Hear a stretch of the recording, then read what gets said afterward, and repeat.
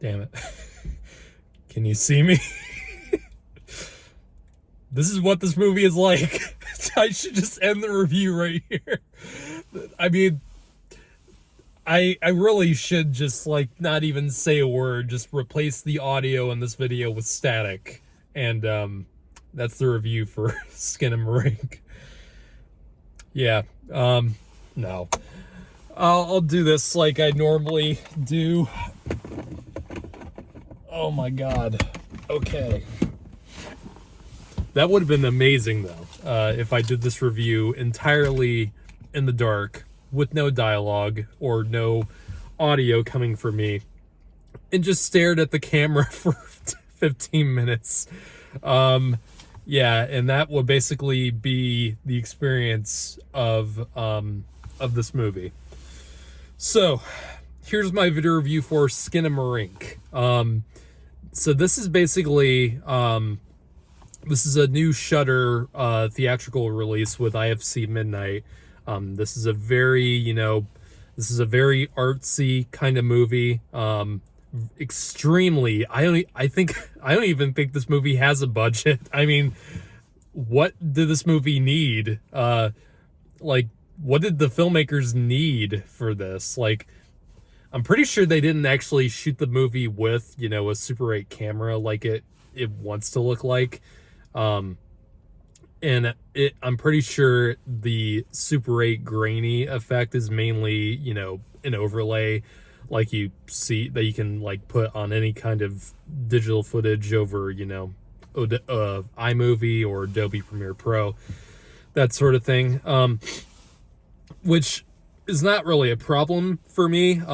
It might be a problem for, more like film savvy people that go to see this movie. But anyway, as far as plot goes, there's really not much to speak of, but the general gist of this movie is that it takes place in 1995, and the cast is essentially two kids and their dad.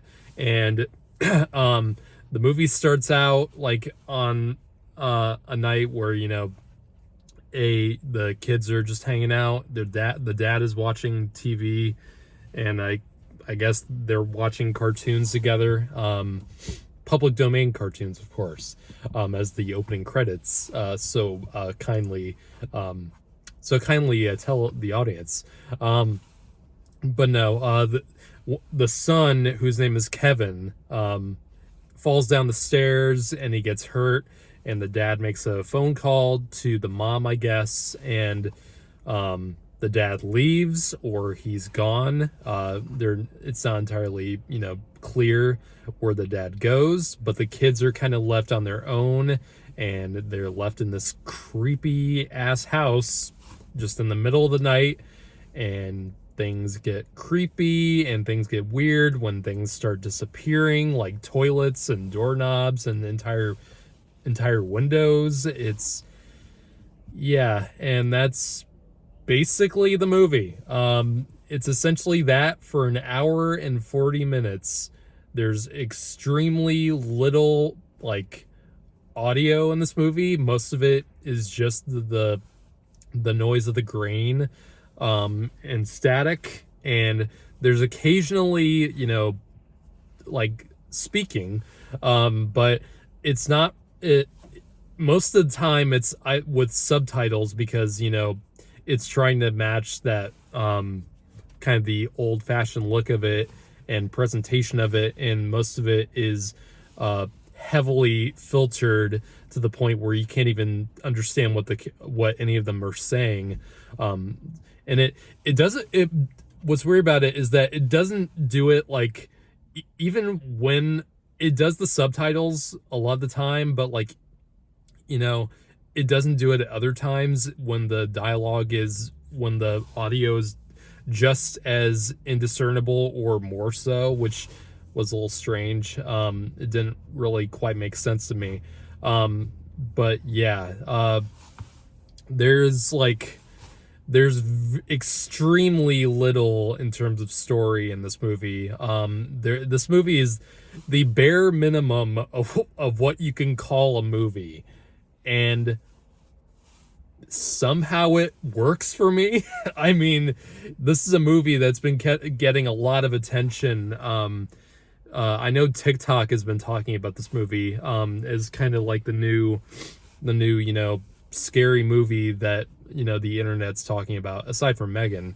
And it's been getting a lot of, a lot of buzz as like that is of that kind of, artsy horror film that is essentially just plain nightmare fuel. And as nightmare fuel movies go, and in terms of that, this movie does its job. I mean, the filmmakers make it very clear that this movie is not made for almost any general audience. I don't even know if what's weird is that I expected to be like one of the only people seeing this in my theater tonight.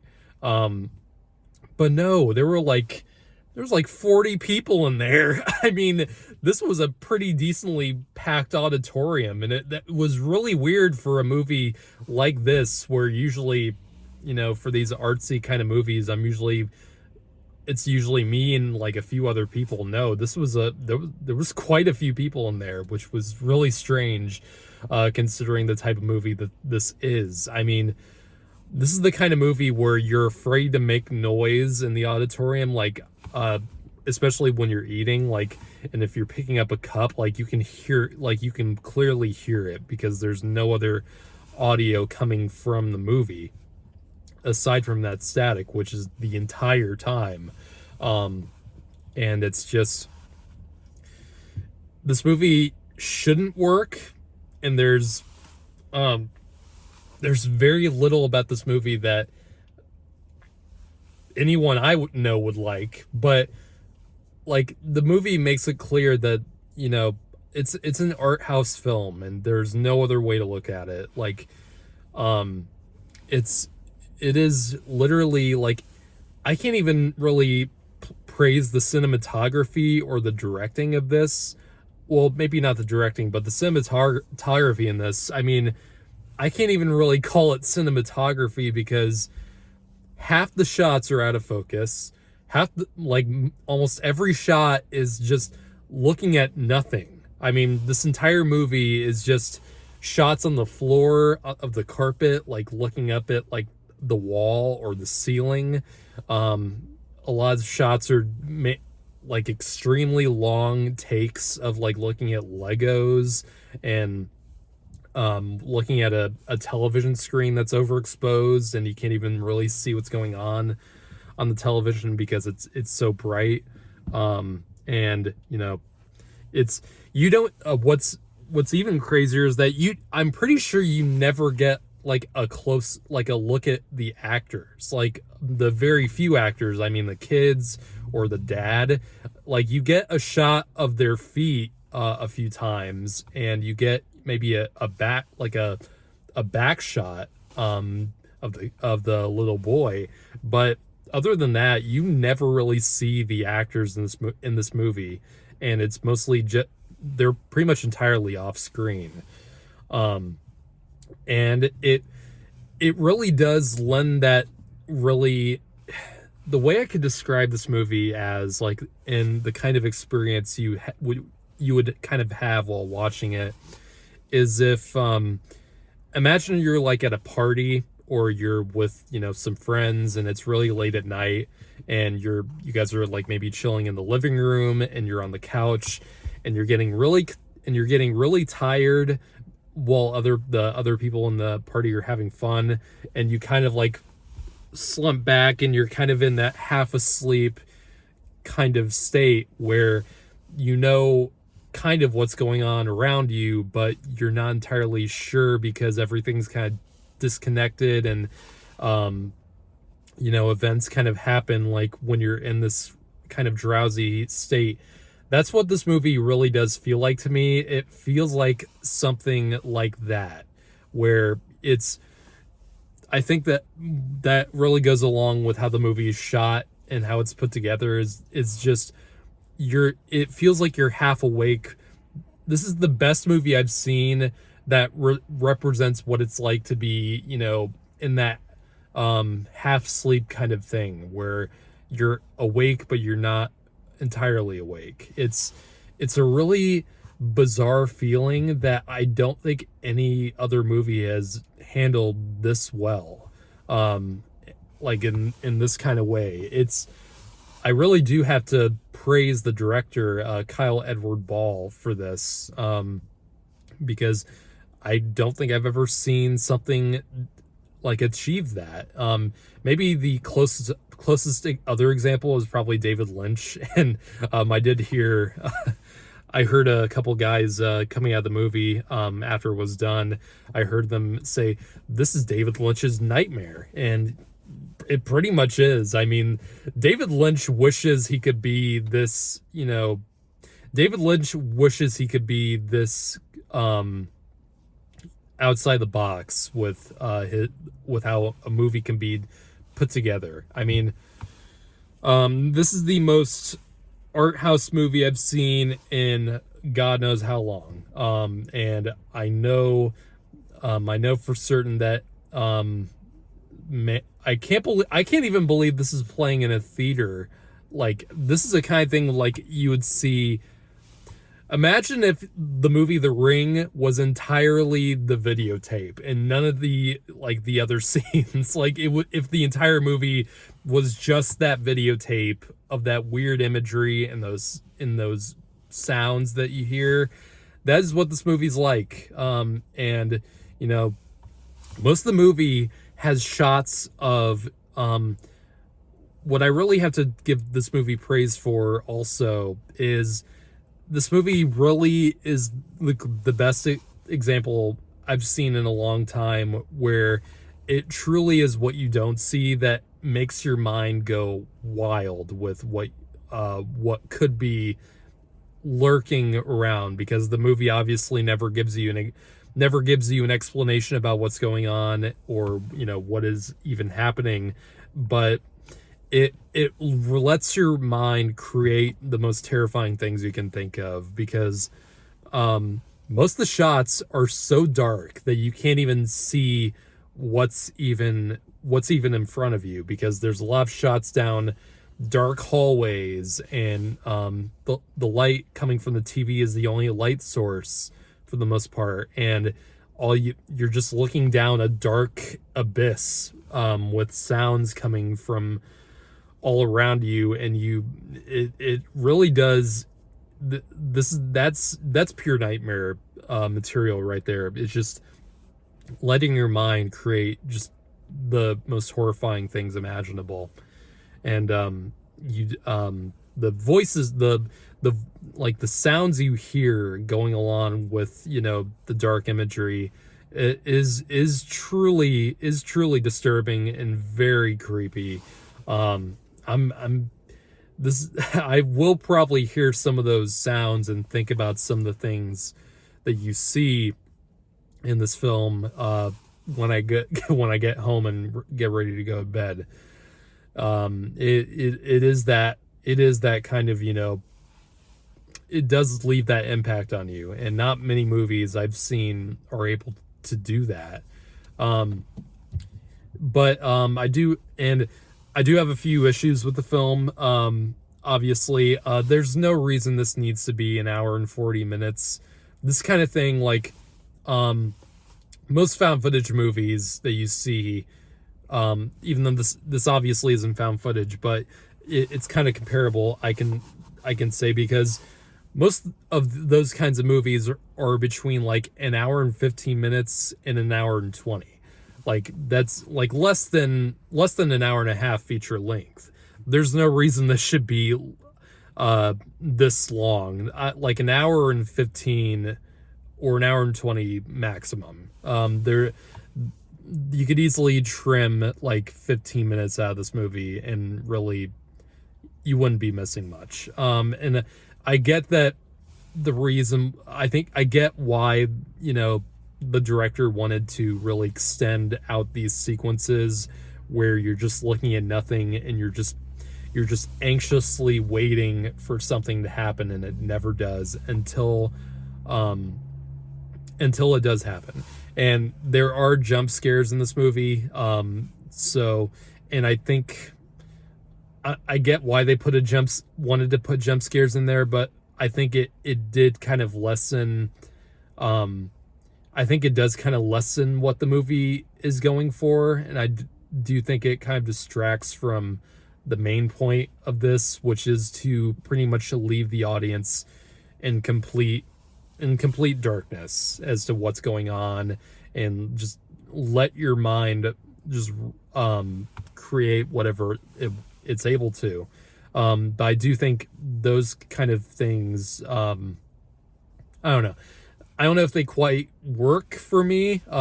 It might work for some other people, but for me at least, it didn't quite do much for me. And it's really hard to grade. It's really hard to like grade this kind of movie because it's so this movie is so outside of the normal cinematic rules. I mean, with the cinematography and pretty much the entire lack of dialogue in this film, and just the audio, and this film is really hard to objectively say whether it's good or bad. This is the most subjective movie I think that you can possibly review this kind of thing.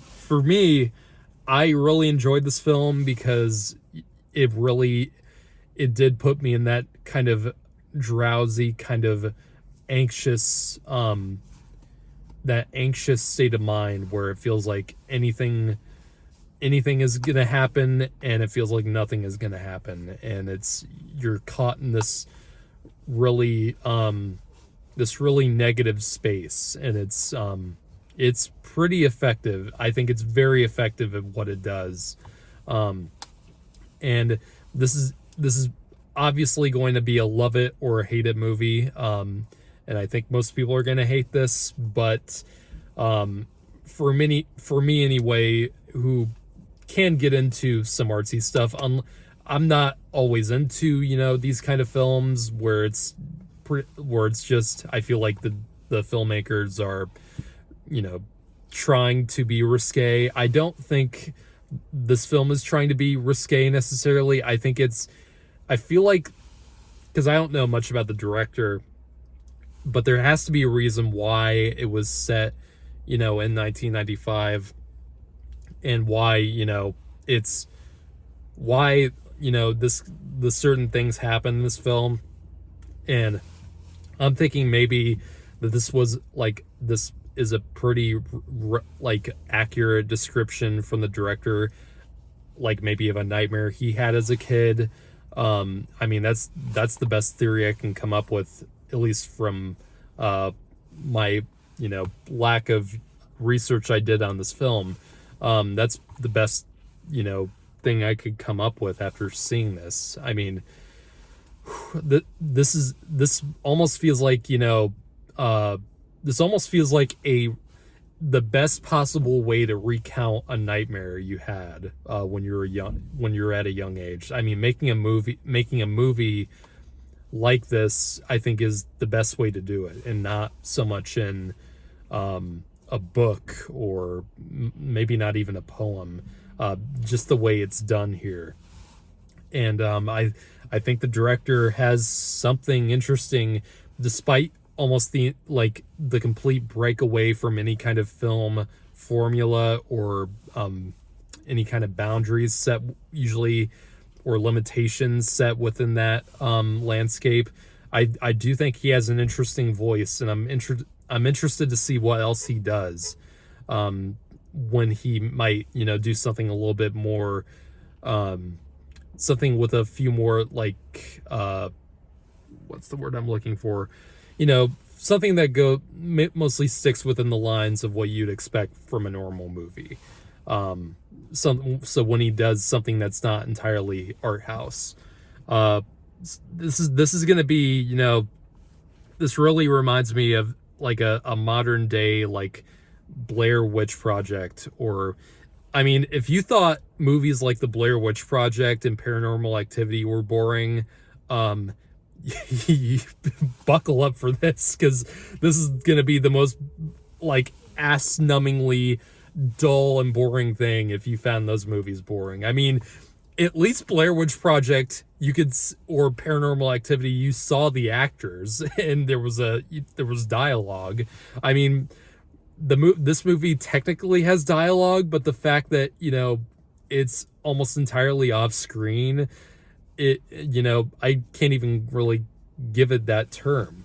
It's really unique, and it's something that I think is worth seeing. You know, the best way to see this movie is in a theater, in my opinion. Like, and I do think, you know, this is the kind of thing that you really don't want to watch if you're alone at night in an apartment or a house. Like, I couldn't imagine watching this alone, like at like midnight or something, or 3 a.m. I couldn't even, like, I would not be able to sleep that night. I really couldn't. And I don't get scared very easily. So yeah, the fact that this movie at least did that, I have to give it full props for that. If I were to give this a number grade, I give it a 7 out of 10. I wouldn't call this movie great personally, but it's such a unique experience, and it's just so unnerving, because I feel like I've had nightmares exactly like this, especially when I was younger, and I don't think any other filmmaker has quite displayed in the film medium quite what that's like.